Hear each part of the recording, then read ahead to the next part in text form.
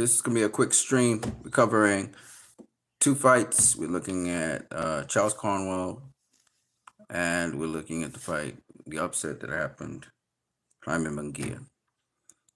All praise be to the Most High God. The Most High God confirms first. These drinks are brought to you by LIVE. This stream is brought to you by LIVE. Here you see in front of you the LIVE drinks, and in front of you see the LIVE cleaning products. LIVE, live now. We're live now. If you want access to it, check the description. You can also donate to this channel via PayPal. The link is in the description as well. Let's get on with what we need to talk about today, which is fun stuff. We're talking about some fights that happened.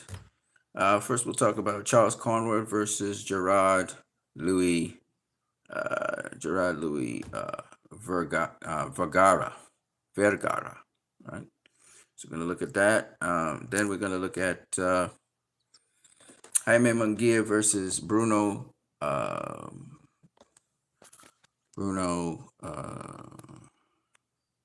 Surace. All right, so we'll look at those two fights. So let's start off with this fight here, this takes place in the Toyota Arena in Ontario. Oh, fuck. Shit happens, y'all. So, yes, this happened in Toyota Arena in Ontario, California. Conwell versus Gerardo Luis Vergara. We also had on the card there Marlena Esparza. We also had Alexis Rocha. We fought to a draw against Raul Curiel. So this was basically the card that we are looking at right now. And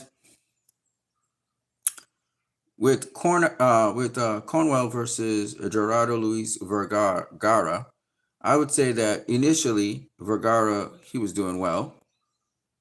He's boxing a little bit, bringing the fight to Conwell, even backing up Conwell. But that was only in the first round. Second round, Conwell kept on becoming more and more aggressive. You know, Conwell, he generally likes to fight on the inside. That's his thing. So he'll box you on the outside, but he's really trying to push you back, get you to the corners, and make you fight on the inside game. And he got Gergada to fight that inside game with him. He was able to land his patented body shots until he got Vergara out of there with a body shot. And here, he was throwing that left hook to the liver area. He was constantly throwing that liver shot as he got closer and closer. So he was able to get Vergara out of there. The only thing I want to say about James Cornwell is, I know he killed Patrick Day. I just think this guy, I don't think his strength only comes from his physique. I think he's using anabolic something. He may be using anabolic steroids. Okay, I don't know how stringent are these people on steroid testing, or just anti-doping. Period. Because Cornwell, I don't know, man. Conwell, he got that real tremendous strength. Now, if you can take away strength from him, Vergara, he looked like he wanted to keep him at a distance in the fight, but it didn't seem like he could keep him off of him. Conwell kept on coming with those lead right hands. He started catching, he started catching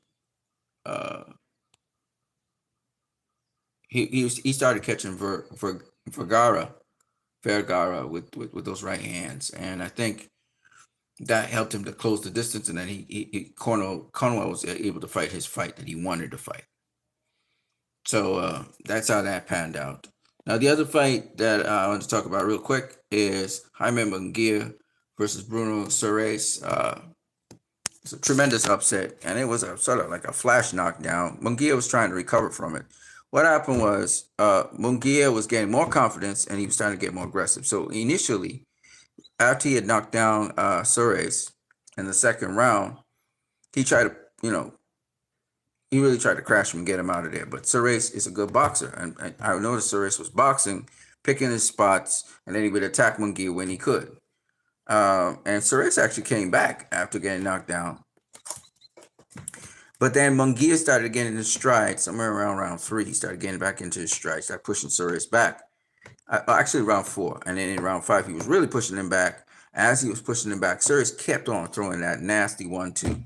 He would just try and catch him with that right hand. And Surace caught him with the right hand. Surace is an undefeated Mexican fighter as well. This was supposed to be a rebound fight for Mungia against a reasonably, saying undefeated opponent, but, a little test for Mungia. Mungia looked a bit sloppy early on, and then he started to tighten up everything. He started going after Surace, and that was what Surace wanted. Surace, he just wanted, Mungia to commit, and he knew if his defense was open, he was going to catch him, and he did catch him. And he caught Mungia as Mungia was throwing a shot coming in. He caught him flush, man, and Mungia went down, and he couldn't beat the count. He recovered afterwards, but he couldn't beat the count. He didn't expect that shot. He didn't see the shot. And so he got knocked down. That was that. Now, I had people trashing Mungia and so on. I wouldn't say you would trash Mungia. I think, remember he went the distance with Canelo, or did Canelo stop him? I can't remember which one it was.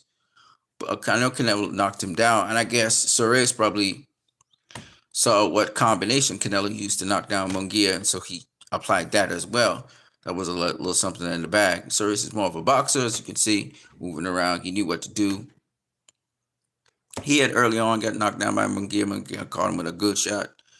Mungia just didn't recover quick enough. That's what happened with him.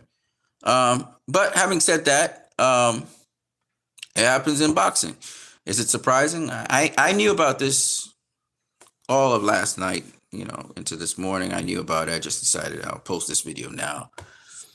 Did I think that Mungia is this great fighter, because he fought Canelo and stuff? No, not really. But and yes, his defense is holy, and he was working on his defense, but he was bobbing and weaving all that. But he got caught by a wily, crafty fighter who's also undefeated. So it is what it is. That was on the top ranked card. Of course, Mungia being with, I believe, with Golden Boy. I don't know if he's still with Golden Boy.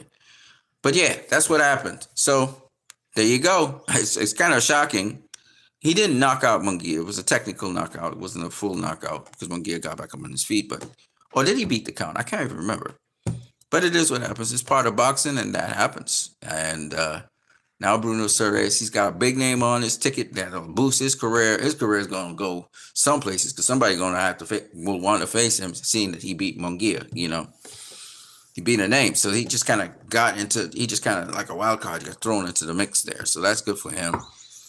And what can I say? Mungia's been paid.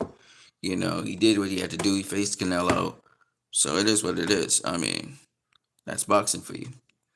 Well, now that I said that, I hope that you guys have a great day. Be catching you guys later. I got to go. Peace.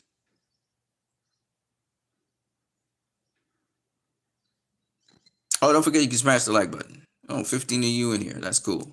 All right, I'm gone, though. That's it. I ain't got much to say. If you guys have anything to say, you can say it, and then I'm out of here. Oh, by the way, I never talked about the future of Richardson Hitchens having faced the Australian kid named why am I forgetting the Australian kid's name right now? But I think Hitchens could face anybody he wants to face right now because he's in the driver's seat. He's now world champion. Now he gets to get those matchups he wants to have with the champions at 140-pound division, or anybody else who's maybe a top contender or whatever.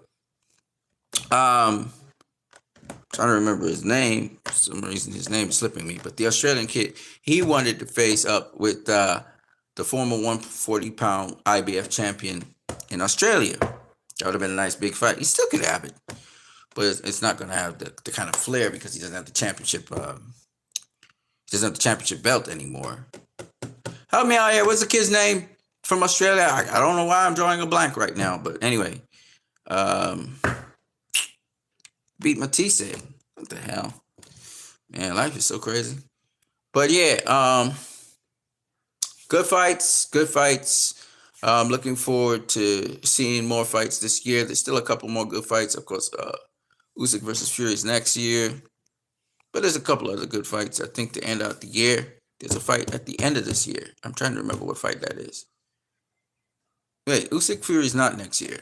Usyk Fury is this year, December this year. So we look forward to that. That's the other big fight at the end of the year. But yeah, the boxing this year has been good. If you guys got any other comments, leave them for me to see. Let me see if you guys got anything. Y'all ain't saying nothing, so it is what it is. All right, man. I'm gonna catch you guys later. I am what you need. Peace.